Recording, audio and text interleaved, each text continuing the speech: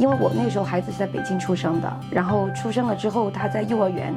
就遭遇了一些被老师这个冷暴力的一些事件，我们就发现在中国这个教育可能是一个比较大的问题。我觉得我的那个人生应该是一个典型的，就是小镇做题家的这样的一个发展的一个历程吧。其实我们移民的时候也是踩了坑的，觉得教训太深刻了，所以我就开始去研究移民政策，然后去考移民的这个牌照。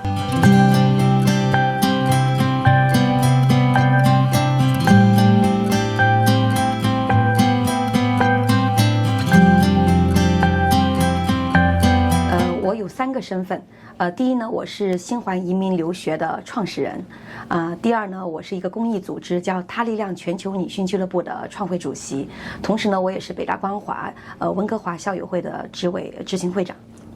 我觉得我的那个人生应该是一个典型的，就是小镇做题家的这样的一个发展的一个历程吧。我们高考毕业，我是江西人，然后呢，后来是在川大读的本科。然后呢，毕业之后呢，我就在 IT 行业工作，做到市场总监，上市公司的市场总监。然后呢，之后呢，就是想进一步进修，所以就考上了北大光华的这个 MBA。2005年到的北京，2006年开始上这个全日制的这个 MBA。08年毕业就进入了 IBM， 然后工作了5年之后，就到这个移民到了加拿大。然后就开始在加拿大的这个创业之旅，所以就这样一步一步的，就是踏踏实实的走这个小镇做题家的发展之路。我川大读的是哲学系，因为我从小就是文艺青年吧，就是文学爱好者，然后可能喜欢思考一些这个为什么生而为人以及活着的意义这一类的问题，所以我在17岁开始上大学，其实是自己选择的这个专业。大学的时候我觉得过得还是非常的充实，因为读了大量的这种人文类的这个书籍，我觉得对我人生的帮助很大，所以这是我为什么就是毕业了之后能够进入 IT 行业，其实开始做这个 marketing 品牌管理的很重要的一个原因。其实我觉得哲学系更多是给到我们一种不同的这种思考世界和看待世界的这样一种方式，所以我们在做 marketing 的过程中可能会更多的去深扒这个品牌的这个意义，以及如何能够让它更好的去把这样的故事呈现给大众。移民加拿大其实主要的原因是为了孩子，就是跟很多的新移民有点相似，90%可能都是为了孩子啊。因为我那时候孩子是在北京出生的，然后出生了之后，他在幼儿园就遭遇了一些被老师这个冷暴力的一些事件，我们就发现在中国这个教育可能是一个比较大的问题。就是老师的这种教育的理念、教育的这种态度，很大的时候会非常影响孩子的这种身心灵的这个发展。那我们觉得我们可能很难去跟这样的一些公立的教育制度去做抗衡，所以我们想说，那可能要考虑另外一种能够让孩子身心灵更放松的、快乐的这样一种方式。所以呢，在孩子4岁的时候，我们就开始去研究移民的这个政策。比较顺利吧，我14个月就拿到了枫叶卡，所以在2013年的时候就带着孩子一起移民了加拿大。你是在国内就开始申请枫叶卡了是吧？对，但是我们移民的时候呢，也这有个故事，就是其实我们移民的时候也是踩了坑的。当时在移民的时候，我们应该是可以去走技术移民的路径，因为就像刚才讲的，我本身是北大的硕士毕业，然后也有很好的工作经验，英文也还可以。所以那个时候是完全符合技术移民的这个条件，可能几千块钱就可以移民到加拿大。但是我们那时候走访了国内最大的几个移民公司，都跟我说我只能走企业家移民的路径，说文科生不能技术移民。所以我很想跟大家说，文科生是可以技术移民加拿大的。如果你学历好、英语好的话，完全是可以走技术移民的路径。但是那个时候我们是在移民这个领域，我是小白，那可能也比较忙，真的没有做功课，所以当时就相信了这些所谓的大移民公司的这个话。最后我们是花了20万加币移民加拿大的。在2012年的时候的20万加币，那个时候汇率是6.4，就相当于花了120万人民币以上移民过来的。所以在这个上面踩了坑，来到这边之后觉得教训太深刻了，所以我就开始去研究移民政策，然后去考移民的这个牌照。哦，你是因为这个原因才考虑就是开移民公司的吗？对，你不知道我创业故事吗？对，不知道。这个是当时创业的一个初衷，是因为自己在这个移民的这个道路上踩了坑。然后就想说，我是不是能够去帮到新移民群体？因为虽然说今天在这个互联网时代，这种移民的信息满天都是，但其实有很多信息是会误导他人的。所以我们也想说，哪怕是像我们这种有着良好的语言基础和学历背景的，其实在这个领域上都会踩坑，就更不用说很多可能英文本身就不是很好的这样的一些申请人。所以最开始的时候想做移民的初衷呢，是我周边也有很多的和我相似的这样的一些朋友，他们想移民，那我就想说，我是不是能够给他们先是推荐靠谱的公司吧。后来我就想说，那可能我可以收购一个这样的公司，然后呢，最后想说我可以自己做一家这样的公司，因为我觉得很多的创业者最开始都是想解决一些社会问题，或者自己经历过一些切身之痛，所以才去走向这个领域的，就是做移民界的一股清流。对，所以我们那时候 slogan 叫以诚为本做行业清流嘛，确实是怀着这样的一个情怀和动机去做这个事情的。一方面可能有些是主观的坑人，有些是他本身就确实不懂。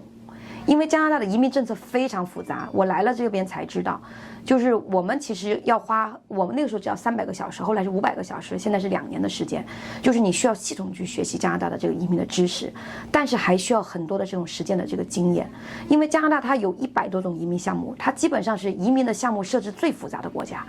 因为它是一个非常主流的移民国家，所以现在这么复杂的这个移民的政策，如果你不经过一个长时间的系统性的学习，你是很难明白里面的条条框框的。所以其实你看到国内的很多的这个公司，不是说不想做，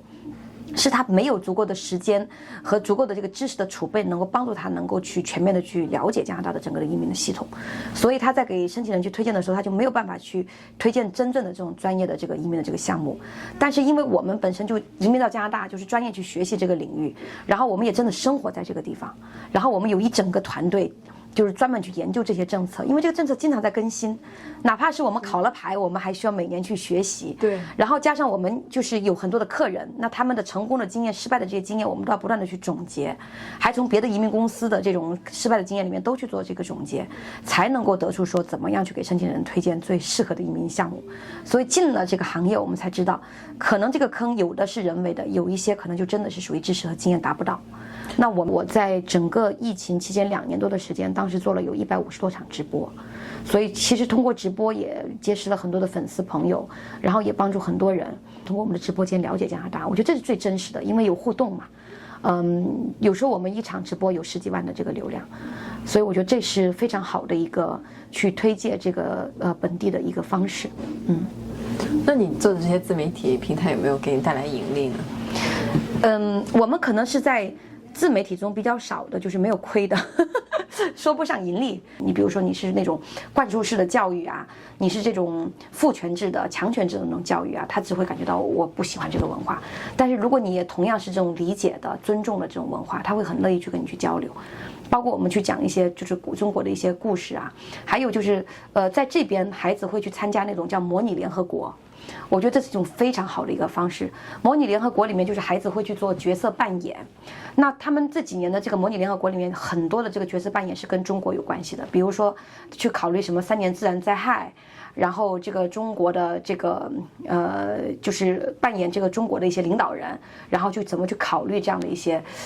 治国的一些政策，怎么考虑跟西方的这种外交的这个策略。那我儿子就多次抽到这个中国的这个角色。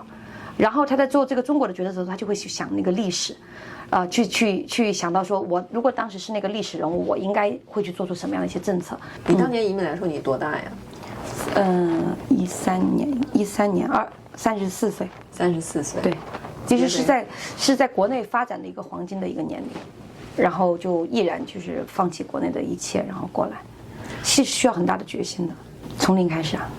我们可能现在我们搭建平台，有时候经常想说新移民过来是真的不只是要关心他们身份获得，来了这边才真的叫重新开始。你要真的怎么去适应这边的生活，然后怎么让自己过去的职场经验在这边有很好的这个转化，怎么在这个地方能够有自信心，重新启动你的工作和人生，还有你的事业，这些我觉得是挺大的一个难题。那我们当时来也是一样有这个问题，因为像这边的孩子他是3点钟就放学，我刚来的时候我也去找工作，我们拿的这个 offer 都是朝9晚5嘛，5点才能下班，那就没有人去接孩子，因为我先生那时候还做生意两边跑，然后我是需要就是每天要去接孩子放学的，所以很显然我没有办法去打工了。没有办法打工，就只能考虑去创业。那创业来的，我们这个新一代的这个移民群体，你说你创业，你去做一个自己完全不擅长的新人的市场，这是非常非常有挑战性的。所以我当时就想说，我不能让过去一切都去归零。我最大的优势和资本，第一是我的中文，第二是我在华人圈的这个人脉和基础，我怎么去把这个用好？所以这是我们当时去选择移民留学这个行业很重要的原因，因为这就是我们的优势。我们来了加拿大，我们了解了加拿大，同时我们又了解中国，知道华人需要什么，同时我们又能够用中文很好的和华人之间进行去沟通。所以我觉得我们作为这样的一个桥梁，把加拿大这边移民部需要的人才从中国引进过来，这是我们能够擅长的，会比本地人做起来更有优势的这样的一个事情。那其实华人在这个地方创业，为什么很多都是做一些服务的这个新的行业，就是因为在这个方面他们有优势。我们经常说这个温哥华有2类人，第一类人是有钱人，第二类人是服务有钱人的人。这是你在做创业这个阶段很重要，就是开始去考虑的，就是我的市场在哪里。那么有钱人或者说有消费群体的这个市场，就是你能去做的市场。所以像服务移民群体的这个移民行业保险行业、房产经纪的行业，包括当然一些这种服务的这种产业，比如说餐馆呐这些类型的，它因为都是在服务这些有消费力的这样的一个群体，它就比较容易在你最开始创业的时候能够去找到你的这个客户的群体。但是如果你做的是一个你完全没有优势的这样的一个市场，你就没有办法去很快的去盈利。所以不是说我来了我就放弃我的一切，包括我的优势我都不管了，我就扎根在这个新的这个圈子里面。当然可能会有这样的很擅长做这个圈子的人，但对大部分的这个新移民的群体来讲，还是要考虑我如何把我过去的行业背景和我的这个职场的优势，能够和我来了这边之后的了解到的这个东西去做一个有机的结合。其实我也像很多的妈妈一样的，我是做了3年的全职太太嘛，就是刚来的时候，先是帮着老大去适应本地，然后呢找了工作，就像我刚才讲的，朝9晚5的工作不适合我，就没法打工，我就开始去准备考牌，因为我们也是要学习嘛。那段时间其实学习，然后加上怀孕，就是怀了我们家老2嘛，就是怀孕生子，又经过了1年多的时间，所以其实前3年是一个，就我人生中第一次就是不在一个工作状态，我也很慌的那个状态，对。但是呢，我心里面就想说，我一定还是要去回到职场的，所以我当时给自己定的目标就是出了月子就赶紧回归职场，所以在差不多在那个时间就开始学习，然后去准备考牌的事情，然后生完孩子了之后，然后就开始准备创业。我觉得吧，就是人还是如果我们觉得还年轻，想做一点事情的话，到一个新的一个国土，还是需要有学习的能力。就是你要知道，就是最开始的时候都还是需要去。有一些辛苦的一些积累，这个所谓的积累就是在本地去做一些学习，或者去主动的去交朋友。刚才我有介绍，就是我自己还有一些社会的一些其他的一些职责，在一些非营利机构，其实包括就是我们做他力量全球女性俱乐部，包括我自己主动去做校友会的很多的工作，其实是一些非常细节的那些琐碎的这个事情，但是我自己很愿意去做。我觉得做事情的过程是去交朋友的一个过程，然后做事情的过程也是一个去积累良好的一个口碑，然后去跟别人去互动，也是一个为社区去做贡献的这样的一个过程。所以新移民来了之后，如果是把自己就是蜷缩在一个角落里边，然后自己去 emo，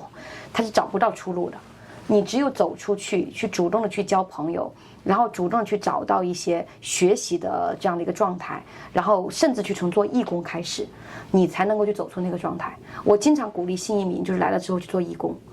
因为包括我们做校友会这些，其实都是做义工，我们也不收费的，对吧？其实做义工是你在本地去适应当地的一个非常非常好的一个零成本的方式。那么这个过程之中，你可以交朋结友，然后去积累自己的一些职场的经验。尤其是如果你到一些西人的那种非营利组织，他们会给你开一些 reference letter， 就是推荐信，然后拿着这些推荐信是非常有帮助对你去找工作的。所以这些都是一个良好的一个开端，而不是说我就天天就在脑子里面去想说我啥都做不了，我这里什么都不认，谁都不认识，那你真的就没有状态。我在本地其实你有很多的一些组织是可以去的，你比如说新移民来了以后，他是中侨的服务机构啊，然后校友会的组织啊，老乡会呀，对吧？还有一些商会呀，你根据自己的这种需求，因为每个人都来自于某个省，每个省都有自己的老乡会，然后每个省几乎都有商会，你不管毕业于哪个学校，它都有校友会，就这些群体都是能够很好的帮助你作为一个新移民群体最开始的时候你交朋友的一个起点。今天我们经常谈这个 connection， 讲人脉，人脉来自于哪里？人脉不会从天上掉下来，人脉是你主动的走出去，然后你先付出才会有回报的。我在任何的一个群体里，我都是非常主动的去做服务者，就是先去帮这个组织，先想我能为他做什么，然后帮大家做事儿，然后大家知道慢慢就了解我了。因为这是一个自己被看见的过程，不是说我先去表现我自己，而是我先去服务你们，然后你们就知道我是什么样的一个人，我能做什么样的一些事情。就是学完哲学要勇敢的去入世，就是千万不要让自己出世。我觉得入世才是需要勇气的，然后去融入世俗，把自己就当成俗人一个，认识到每一个人都是个俗人，你就能够接纳很多的东西。学哲学的人如果把自己跟这个世界剥离开来，觉得我就是清高的，我就是好像看破红尘的，你就会可能被变成一个很孤独的行走的人。但如果你能够勇敢的入世，然后用你更加不同的一个视野去看待这个世界，然后去帮助到这个世界，我觉得这才是真正就是说你学到的东西，你想通了。